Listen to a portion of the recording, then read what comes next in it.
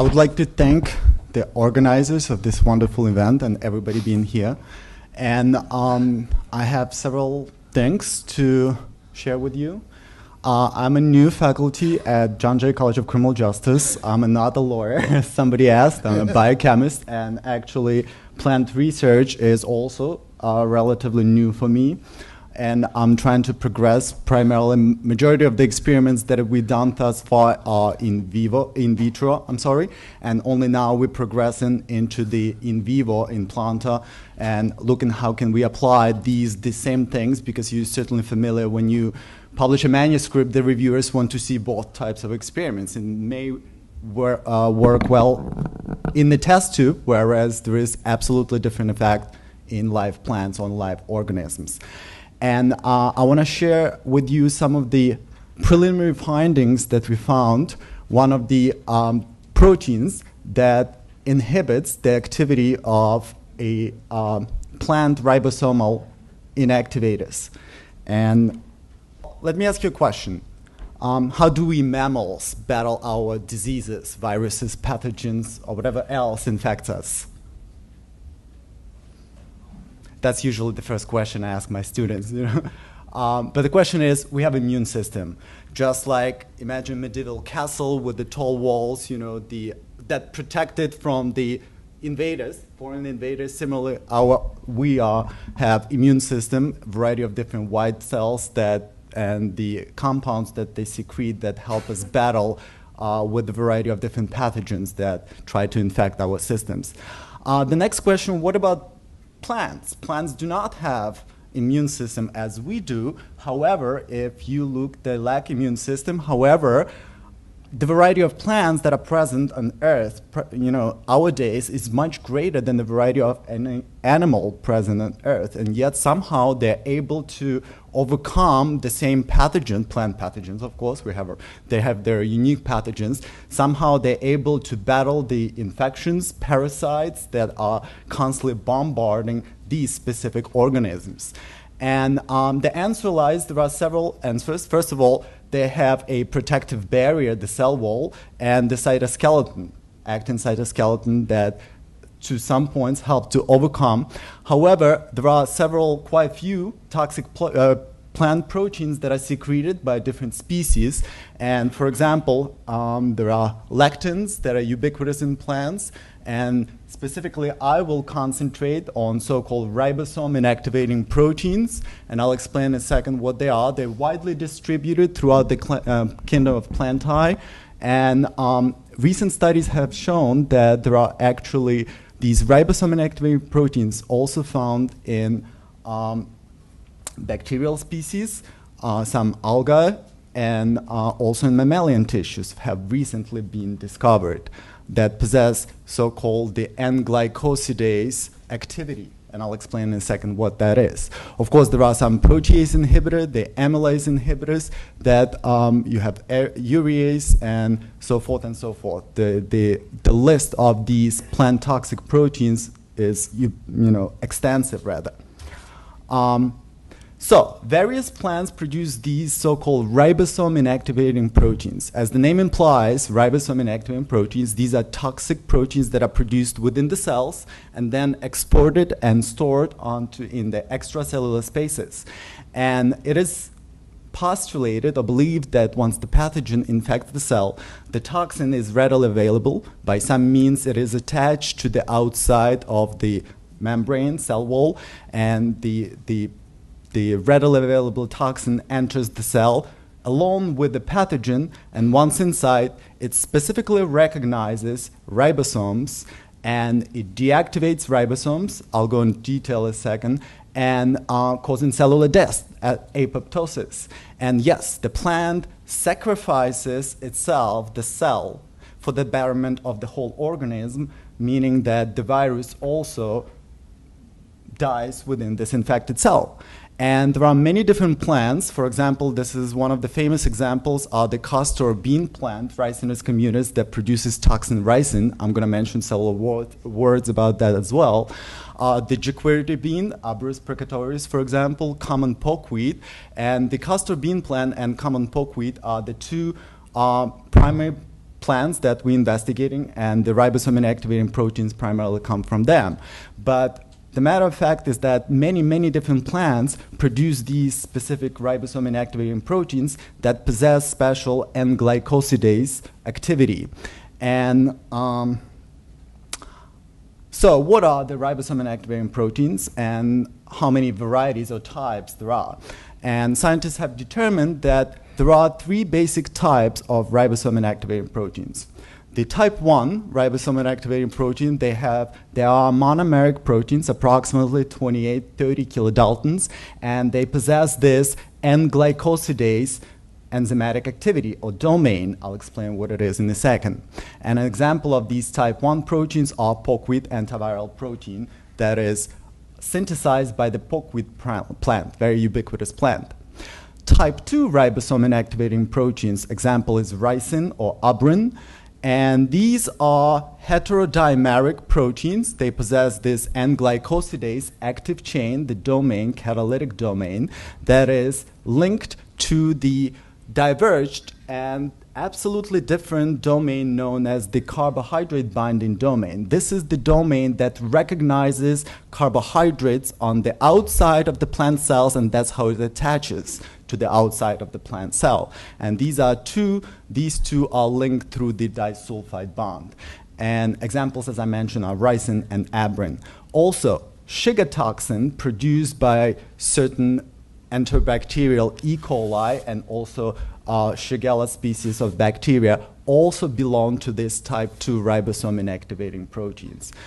Type 2 proteins are the most toxic, and because of this carbohydrate or lectin binding domain with lectin activity.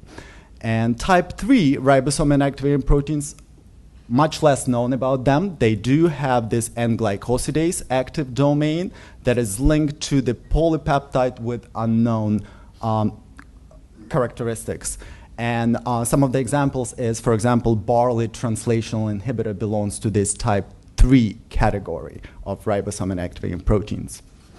So, what are ribosome inactivating proteins? The catalytic domain, the N-glycosidase domain, they specifically target RNA, ribosomal RNA within large ribosomal subunit.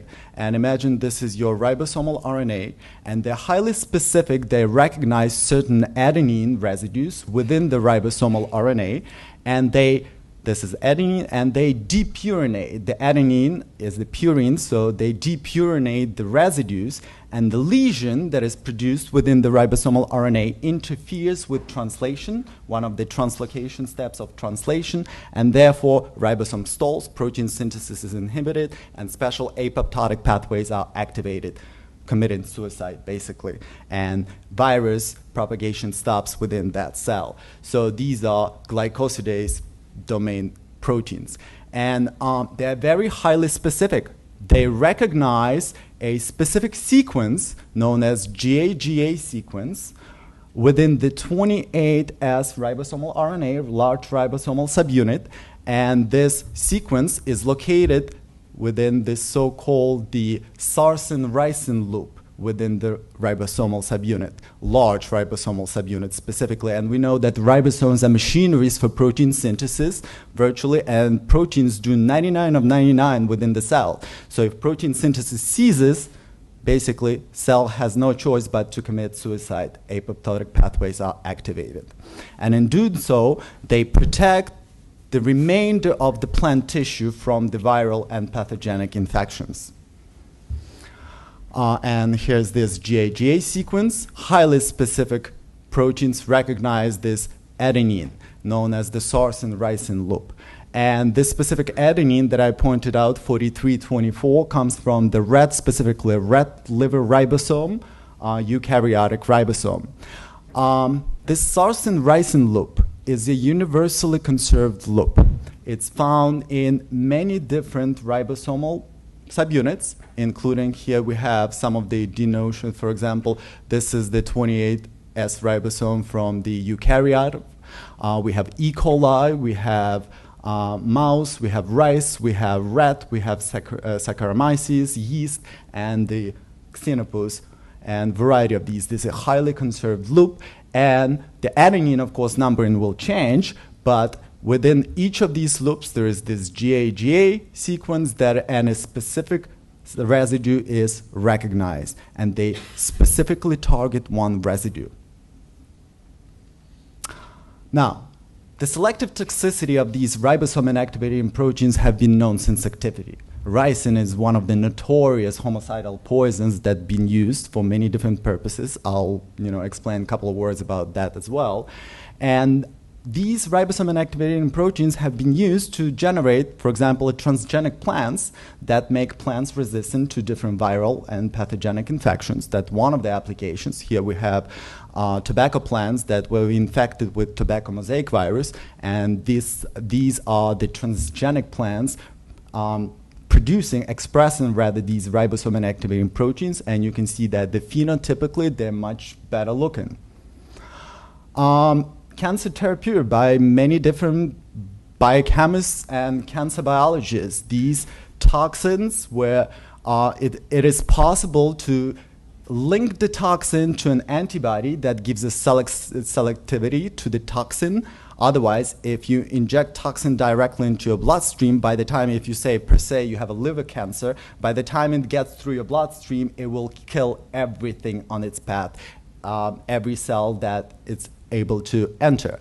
And it has been explored as well. There is much more to say, and this is not the point of this presentation, but they have been explored in this way.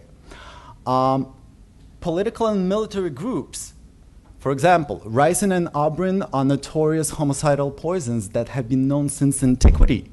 Ricin, aka the compound W, was produced by the US military, explored rather by US military and British military to design this so-called ricin bomb. Unfortunately, you have to have a lot. The project was unsuccessful in 1952, but it's one of the dark side of these proteins. And one of the several famous examples, if you're familiar with it, ricin has been used in assassination of Georgy Markov, 1978, and Vladimir Kostov. I also will say several words about that as well. In addition, these ribosome inactivating proteins, such as ricin, have been used by a variety of different writers to, appeal to their readers. For example, Agatha Christie, one of the famous partners in crime, she uses ricin toxin as one of the poisons that was employed for assassination. And more recently, one of the shows, which is the Breaking Bad show, also using ricin. But the point is that the ricin toxin has been, within the last 20 years, the strive to use ricin as the homicidal poisons have increased to dramatic. There are more and more instances that appear in literature and letters sent to the White House or to a variety of different senators of ricin powder, for example. There are many, many different examples. We'll see in a second. I'll mention a few words. Let me start with porkweed antiviral protein, and the ribosome inactivating protein produced by this porkweed plant is the porkweed antiviral protein. Ricin is highly specific for mammalian ribosomes. It specifically targets, and it is believed that these ribosome inactivating proteins are defense mechanisms of the plants, and some of them, such as ricin, specifically target mammalian ribosomes. And ricin is produced in a castor beans plant. And imagine a dog runs by and eats a ricin bean, for example, and once it ingests it, it dies, and hopefully, an offspring or someone else, next dog will learn that this is a plant that you don't eat. Porkweed antiviral protein is peculiar in that sense that not only targets mammalian ribosomes, it has a variety of different other functions. It also removes adenines from the prokaryotic ribosomes and also from viral RNA. And this porkweed plant is ubiquitous throughout different regions of the United States, as you can see, and actually we gather it locally. I'm from New York, so we gather it locally, going through Central Park and picking up the porkweed, and known as the inkberries under the different name. This is the crystal structure of porkweed had been sold, and this is monomeric protein, as you can see, approximately 28 kilodaltons. And this is the sequence of the protein that we published in Journal of Nature and Science. And as the precursor, the poquid protein is synthesized with the N and the C terminal extension peptides that are shortly cleaved after the synthesis, and the protein is exported and stored in the outside. Since it does not have, unlike ricin, it does not have the domain lectin binding domain. Therefore, there is an active investigation to decipher how exactly it's being stored on the outside. We're not sure exactly. And we have looked at the sequence of poquin, and we have identified that there are sequences that are actually able to get post-translationally modified, such as the C16 and C14 amino fatty acids, the myristic acid and palmitic acid sequences. Maybe that's one of the clues, but we will, planning to investigate. We also pinpointed that it has the active site, that's the N-glycosidase domain, and the mutants within this domain abolish the activity of this protein. And there are several other, this is the RNA binding domain and lipid binding domain, where we identified that these post-translational modification may occur. That's how it's stored on the outside. So how exactly it's happening? Imagine you have a ribosome. This is a large ribosomal subunit, and this is the sarsen-ricin loop within the large ribosome, and PAP, poquid antiviral protein, comes in, binds, specifically targets this ribosome, and the sarsen-ricin loop cleaves the adenine sequence, and you get the apuric residue, and that the ribosome, the RNA, becomes destabilized, and you can detect actually the products of cleavage by the aniline assay. And yes, it allows binding of the elongation factor that brings the next in a chain tRNA with its unique amino acid. And yes, it binds, the peptidyl transfer occurs. However, it actually inhibits the translocation step in protein synthesis. Ribosome stalls, protein synthesis is inhibited, and apoptosis is activated. This is a molecular model, as I mentioned, that PAP also exerts its enzymatic activity towards a variety of different ribosomes, and also DNA, several instances, and also towards a variety of different viral RNA. PAP has been known since 1928 as a potent antiviral agent, and the extracts from the poquid plant, if you treat them, the tobacco plants infected with the tobacco mosaic virus, for example, if you treat them with the extracts from the poquid plants, it has been shown to inhibit viral replication of this. And this is the sarsen-ricin loop and the poquid crystal structure binding, and this is one of the adenine residues that it recognizes. And the model for PAP's antiviral mechanism that we were able to postulate is that when virus, for example, or any other pathogen infects the cell, PAP also gains entrance. It's readily available on the outside, disrupts cellular protein synthesis, thus killing the virus-infected cell, thereby preventing viral replication. Let me switch gears a little bit, because we worked with my graduate project was investigating the activity of these ribosome and activated proteins such as poquid. And a second peculiar protein that we have discovered that I want to tell you about is the so-called viral genome linked protein, VPG. Specifically, we looked at VPG from turnip mosaic virus. And turnip mosaic virus is notorious for infecting such plants like cabbage and other cruciferous family plants. And this viral genome protein belongs to the genus of potivirus, and it has been implicated and shown that it's important for viral infection life cycle, replication, viral cell-to-cell movements. And now we have shown, again, preliminary, we have a lot of work to do to follow up on that it also helps virus to overcome plant defense mechanism. And it's kind of cool because the original idea was, I'll explain in a second, is not what we thought. and it turned out to be totally different. And this is the sequence of this VPG from ternate mosaic virus. It's a small protein, approximately 23 kilodaltons in length. Besides ternate mosaic virus, tobacco H virus, TEV, also contains this viral protein linked to genome. So what is this little protein? It's a protein that is known to substitute for the cap structure in certain species of viruses. It's linked to the 5' end of the viral RNA, such as ternate mosaic virus and tobacco H virus, and as I mentioned, participates in a variety of different viral functions, if you will.